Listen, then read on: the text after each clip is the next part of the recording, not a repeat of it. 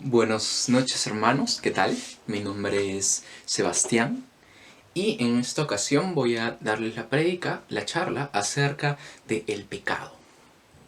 Yo pertenezco a la comunidad católica Shalom, que está al costado de la parroquia, también pertenecemos a la comunidad parroquial. Entonces, vamos a empezar. Bueno, primero vamos a empezar por una definición profunda del pecado, que es más que nada de lo que quiero hablar. Porque, bueno, ya somos personas que participan de parroquias, sabemos más o menos qué cosas son pecado, qué cosas no lo son, ¿cierto? Pero vamos a ver un poco más la naturaleza del pecado. ¿Qué es el pecado en sí? El catecismo nos da una definición del pecado. Dice en el número 1849, el pecado es una falta contra la razón, la verdad, la conciencia recta, es falta al amor verdadero para con Dios y para con el prójimo, a causa de un apego perverso a ciertos bienes. Hiere la naturaleza del hombre y atenta contra la solidaridad humana. Entonces, el catecismo nos habla del pecado, primero que nada, como una falta contra la razón. Vamos a hablar un poco de esto. ¿Qué implica que el pecado sea una falta contra la razón? ¿Qué significa una falta contra la razón? Significa que nuestro pecado no solo es incumplir reglas, porque muchas veces tenemos esta visión del pecado, ¿no? Que simplemente, bueno, la iglesia dice esto y yo no lo cumplo, por lo tanto es pecado, ¿no? Que es simplemente un incumplir reglas, ¿no? Incumplir los 10 mandamientos y listo. Pero no solo se trata de eso, que es, ciertamente, pero hay más que eso. El pecado, en este caso, irrumpe con la razón del mundo, irrumpe con el orden del universo. ¿A qué me refiero con esto? Vamos a agarrar el versículo 1 de Génesis, en la parte del relato de la creación. En la primera parte nos dice: en el principio, cuando Dios creó los cielos y la tierra, todo era confusión, y no había nada en la tierra. Las tinieblas cubrían los abismos, mientras el Espíritu de Dios aleteaba sobre la superficie de las aguas. Dijo Dios: haya luz, y hubo luz.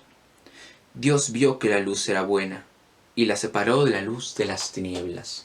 Entonces, en este primer relato, es interesante, ¿no? Porque en la primera parte, en el versículo 2, nos dice: todo era confusión. Todo era confusión. Antes de la creación todo era confusión, desorden. Antes todo no tenía lógica, era algo irracional. Y luego dice, en el versículo 3, dijo Dios: haya luz, y hubo luz. Y Dios vio que la luz era buena. En este momento, y en general en todo lo siguiente de la creación, Dios ordena el mundo. Dios crea un mundo ordenado. Dios crea un mundo que es lógico, racional. Dios no crea un mundo irracional. Dios no crea un mundo ilógico. Dios no es un ser irracional, Dios es un ser racional. No entendamos a la razón simplemente como ciencia, porque la ciencia no solo es razón. Utiliza la razón, pero la razón es algo mucho más amplio, mucho más grande. Entonces, aquí dice que Dios dijo: haya luz. Que este desorden en el cual existía se volviera un orden. Dios creó el orden. Creó un universo ordenado. Y cuando nosotros pecamos, irrumpimos con este orden del universo que Dios nos dio. Irrumpimos con el orden de las cosas, con el mundo que Dios nos creó. No es simplemente un incumplir reglas, es irrumpir con la lógica del mundo, porque Dios hizo todo bueno. Y cuando nosotros pecamos, hacemos algo malo. Entonces irrumpimos con ese orden, rompemos ese orden. Es como una fila de dominós, en la cual cuando tú empujas uno, todos los demás van cayendo. Entonces tú, cuando pecas, sacas uno de esos dominos y se rompe ese orden. Se rompe el orden del universo. En todo sentido. Entonces, hermano, tú me puedes preguntar, Sebastián, pero ¿cómo es eso posible? No te entiendo. O por lo menos, ¿cómo sabes que eso ocurre? Se puede ver por sus consecuencias. Y para esto tendríamos que remontarnos al relato de la creación, en el cual Dios creó al hombre bueno. Dios nos hizo buenos para amar y ser amados. Dios nos hizo perfectos, pero con la capacidad de pecar, que es el libre albedrío. Y nosotros elegimos romper el orden que Dios había dado. ¿Y qué consecuencias tuvo? El humano empezó a sufrir, empezó a tener dolor, a odiar, a morir. Estas son las consecuencias del pecado, claras en nuestra sociedad. El dolor, la muerte, el odio. Todo esto es fruto del pecado, no es culpa de Dios. Dios solo permite. ¿Por qué? Tú puedes decir, porque pues Él respeta nuestro libre albedrío y es nuestra decisión que siga habiendo dolor en el mundo. No es la decisión de Dios, es nuestra decisión. Entonces, es el pecado, al irrumpir con el orden del mundo y por lo tanto generar dolor, no solo genera dolor para uno, sino para todos. El pecado, nuestro pecado, tu pecado, mi pecado, sostienen el sufrimiento del mundo, hacen que el mundo siga sufriendo. Esta es probablemente la consecuencia más grande del pecado, que el mundo sufra. Gracias a nuestro propio pecado. No se trata simplemente de un acto individual, entonces. El pecado no es un acto simplemente individual, tampoco es colectivo, pero no solamente es individual. ¿Por qué? Porque nuestro pecado afecta a todo el mundo y sostiene el sufrimiento de todo el mundo. Así es, así de catastrófico de alguna manera es el pecado. Entonces, tenemos en cuenta que el pecado es algo irracional. Rompe con el orden del mundo y genera dolor de esta manera. Por lo tanto, cuando nosotros pecamos, estamos actuando de una manera irracional.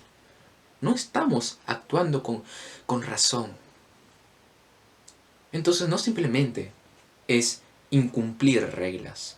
No es simplemente no hacer lo que me mandan, de alguna manera, ¿cierto? Es irracional.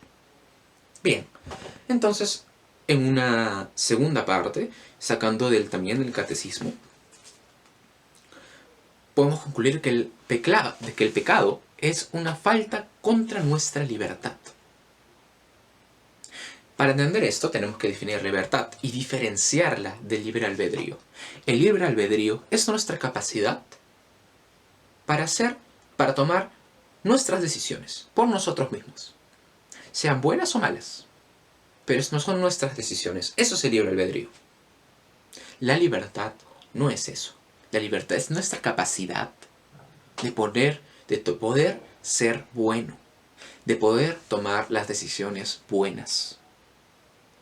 Si lo vemos de una manera más profunda, la libertad es nuestra capacidad de ser santos. Pero quedémonos con que es nuestra capacidad de ser buena, de ser bueno.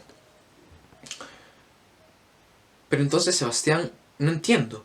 ¿Por qué solo ser bueno? ¿Por qué la libertad no incluye poder ser malo? Pues se contradicen. ¿Por qué? Porque cuando nosotros pecamos, no somos libres, somos esclavos. Para entender esto vamos a poner una metáfora, ¿cierto? Pongamos que el humano es como una cebolla. Esta cebolla tiene un corazón y varias capas. El corazón de la cebolla es nuestra naturaleza primera, con la que Dios nos creó. Dios nos creó buenos, Dios nos creó santos. Nos creó perfectos de alguna manera. Y esta naturaleza todavía sigue conectada con Dios, y por lo tanto es una naturaleza verdadera, que posee verdad. Y las capas son la concupiscencia y la debilidad y por lo tanto el pecado. Entonces, hay que entender, la concupiscencia y el pecado no son algo aparte. También forman parte de nuestra naturaleza, porque una cebolla no es cebolla sin corazón y sin capas. Las dos hacen parte. Se podría decir que nuestra naturaleza primera es, de alguna manera, la principal. Y la otra es una naturaleza que hemos conseguido y que se ha vuelto nuestra, que es la naturaleza del pecado. Nuestra naturaleza de pecadores. Entonces, justamente, en el centro está la verdad. Y por lo tanto en el centro, en el fondo de nuestro corazón, sabemos que el pecado es malo. Sabemos que cuando pecamos está mal. Sin embargo, muchas veces estamos tan esclavizados en el demonio que nos hace creer que no es así. Nos deja ciegos. Y por lo tanto no podemos ver lo que es correcto e incorrecto. Y por eso muchas veces ni siquiera podemos darnos cuenta si algo es pecado o no. O muchas veces hacemos cosas que son pecado, pero sin embargo no nos sentimos mal por ello. Entonces, el demonio nos deja ciegos ante el pecado. No podemos distinguir lo bueno y lo malo. Pero en el profundo de nuestro corazón sí lo sabemos. Pero ¿cómo ocurre esto? Es que el demonio es un ser muy inteligente y actúa como un cazador caza a un animal. Primero lo atrae poco a poco, le deja poco de comida y el animal poco a poco va yendo hacia esa comida y cuando está suficientemente cerca el cazador, ¿qué hace? Los atrapa, te atrapa. ¿Y cómo escapas? Pues es muy difícil.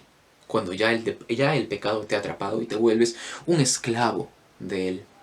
Un esclavo del pecado. Pero es diferente con esta metáfora que les pongo de un cazador y un animal. Porque un animal solo recurre a su instinto. Y por lo tanto sigue la comida. Sin embargo, nosotros no somos animales simples. Somos animales racionales. Y por lo tanto seguimos la comida, esta comida, por nuestra decisión, que es el libre albedrío. Entonces, con nuestro libre albedrío, nos hacemos esclavos del pecado. Nos esclavizamos. Y Sebastián, ¿cómo es que el pecado esclaviza? No lo logro entender. Un ejemplo, pues hay muchos. Las drogas, el alcohol, el dinero, el poder, el orgullo, el placer, muchas veces incluso otra persona. Somos esclavos de una relación tóxica, muchas veces. Entonces nos volvemos esclavos del mundo, nos volvemos esclavos de los señores que habitan en el mundo, fruto del pecado.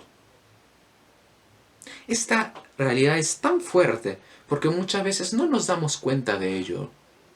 Muchas veces un drogadicto tal vez no se da cuenta de que lo es. Una persona enferma de poder no lo es. Sin embargo, están tan esclavizados con él que no se dan cuenta. ¿Y cómo sé que están esclavizados? Porque no pueden salir. Una persona que es drogadicta puede salir de la drogadicción así de simple. No. Necesita la gracia del Espíritu Santo. Si no, no puede.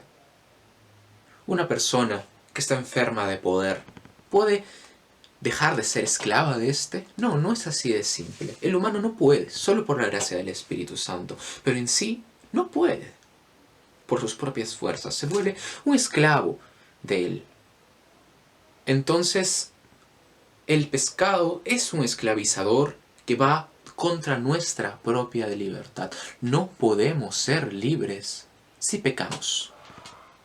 Bien, entonces ya tenemos dos definiciones. El pecado es una falta contra la razón, una falta contra la libertad, contra nuestra libertad, contra tu libertad. Una tercera definición es la de que el pecado es una falta contra el amor verdadero. Y esta definición es muy importante, muy importante. Contra el amor verdadero. Cuando nosotros pecamos, nos apartamos del amor de Dios. Decimos, Dios, yo puedo solo. Yo puedo hacer mis cosas solo. Yo no necesito de ti. Yo no necesito que me des cosas, que me cuides. No, yo puedo solo. Por lo tanto, yo hago lo que quiero, porque yo puedo solo. Yo hago lo que quiero. Y no necesito que alguien me venga a decir qué cosa es buena o qué cosa es mala. No. Yo lo hago. Yo hago lo que es bueno para mí, según lo que yo quiero, y yo hago lo que es malo para mí, si es que yo quiero. Entonces, es un acto de intentar vivir sin Dios. Nos intentamos apartar de Dios. Esta postura es interesante y a la vez tan ilógica. Tan ilógica porque de todas maneras siempre somos sustentados por Dios. Siempre somos sustentados porque tú puedes decir, Señor, no necesito nada de ti, pero es que en realidad necesitas por lo menos aire para vivir. Y todas las otras bendiciones que Dios te da, ciertamente. Ciertamente. Entonces, San Agustín decía que el pecado es amor por sí mismo. Es amarme a mí mismo y por lo tanto dejar de amar a Dios. Entonces, por lo tanto, el pecado conlleva un acto de egoísmo y de soberbia. No es simplemente un acto aislado, que simplemente es una pequeña mentirilla, tal vez. Y que pues no es nada, pero no, en realidad conlleva soberbia. Es decir, Señor, yo quiero hacerlo porque a mí me da la gana. Y no me importa lo que tú pienses sobre ello, porque yo lo voy a hacer igual. Imagínense, todo esto se ve incluido en hasta el mínimo pecado, hasta en el más mínimo. Entonces, ¿no? Como repito, a pesar de que todo este tipo de pensamiento esté en el humano, resulta simplemente ilógico. Simplemente ilógico. Porque igual somos sustentados por Dios. ¿Por qué? Porque Dios no puede dejar de hacerlo. Porque Dios no puede dejar de amarnos. Porque Dios no puede dejar de tener misericordia por mí. Porque su infinita misericordia nos inunda de una manera tan fuerte que no importa si tú dices, no quiero vivir contigo, Dios, lárgate. No importa. Porque Él te va a seguir amando. Independientemente de todo. Independientemente de lo que tú quieras, se podría decir. Es un amor que no pasa. Entonces hay que entender que el pecado, de alguna manera, no se puede entender bien sin la misericordia de Dios. Porque el pecado solo es triste, es decepcionante. Sin embargo, con la misericordia de Dios se vuelve una gracia, no por el pecado, sino por su misericordia, por la misericordia de Dios. Porque a pesar de que somos pecadores, Dios tiene una infinita misericordia con nosotros. Entonces, hermanos, esta prédica no busca de alguna manera acusar, ¿cierto? Sino que podamos comprender de alguna manera la gravedad del pecado, que como ya hemos visto tiene consecuencias tan profundas en nuestra realidad y en nuestra sociedad. Ya vimos que el pecado es algo irracional. El pecado no es un acto solamente individual, sino que afecta a todos. Afecta y contribuye al sufrimiento del mundo, sostiene el sufrimiento del mundo. Ya hemos visto que el pecado te esclaviza y no permite que seamos libres. Y vimos que el pecado nos aleja de Dios. Es un acto, hasta el más mínimo pecado, de soberbia y egoísmo y de amor a uno mismo. Entonces, hermanos, esta reflexión es importante reflexionar por medio del Espíritu Santo, más aún ahora que estamos en la novena de la vigilia de Pentecostés, debido a que el Espíritu Santo es el único que puede hacernos comprender realmente qué es el pecado, que puede penetrar en nuestro corazón y generar este deseo de ya no volver a pecar. Entonces, hermanos, muchas gracias por haber escuchado. Rezo mucho por ustedes, espero que ustedes recen mucho por mí. Muchas gracias.